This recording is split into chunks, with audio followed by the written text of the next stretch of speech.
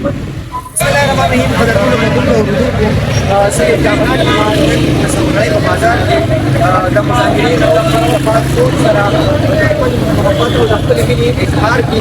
د دې خبرې اورېدې په دې ټیم باندې څه تاثرات دي او د پاک فوج سره څه کوي.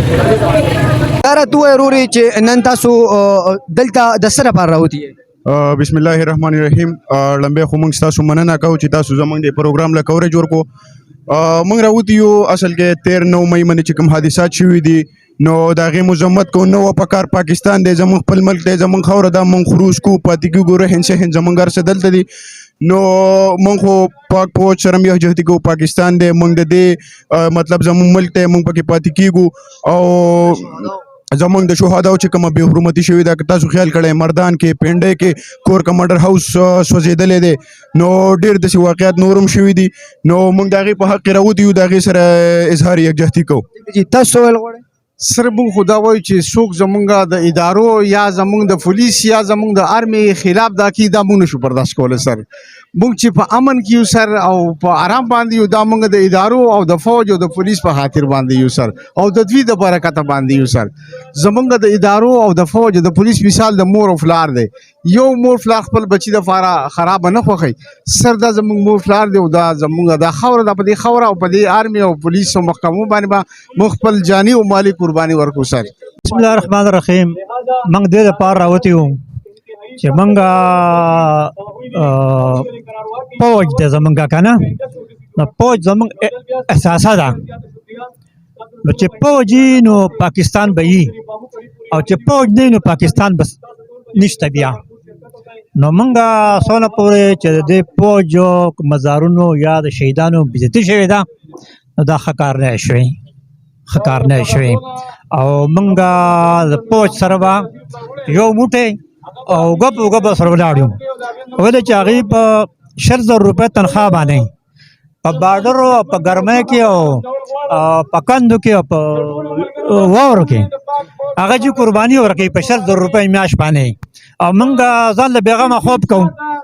نو زموږ د فوج سره بلکل ګپ ولاړ یو، او بلکل د فوج به داسې خیال ساتو که نه لکه موږ چې څنګه د خپل جایداد خیال ساتو. او تاسو ډېر شکرګزار یم، تاسو موږ تپوسونه وکړي. سر دا راته ووایه چې نن تاسو دا ریلي د څه لپاره منعقد کړې ده؟ دا بسم الله الرحمن الرحیم دا صرف او صرف د یوم شهدا مناویږي چې د فوج یا د پاکستان د سلامتیا لپاره چې څوک شهیدان شوي دي، نو دا یوم شهدا دا راګې لپاره ما مناویږي. او خاص په توګه باندې ما باندې خپلو خبرو کوم وي چې که زما ګیلې خو د ژوندي نه وی، که زما ګیلې خو د ریټایرډ خلکو نه وی، نو چې دا شهیدان شوي دي د دوی نه مې څه ګیله وه.